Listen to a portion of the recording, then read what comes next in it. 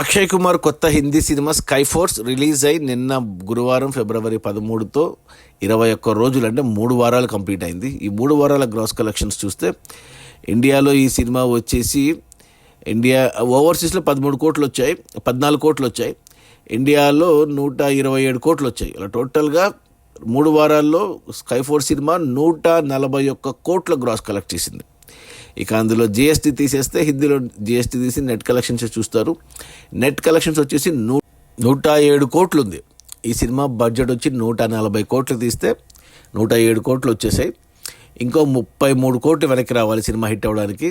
But అయినా కానీ పర్లేదు, సినిమాకి ఇనిషియల్గా బాగానే వచ్చే కలెక్షన్స్ తర్వాత తగ్గాయి. బట్ సినిమా అయితే చాలా బాగుంది, రియల్గా జరిగిన కథ, మంచి కలెక్షన్స్ అని చెప్పాలి. ఇంకో 30 కోట్లు వస్తే సినిమా హిట్ అవుతుంది. ఇంకొక వారం ఉండొచ్చు థియేటర్లో.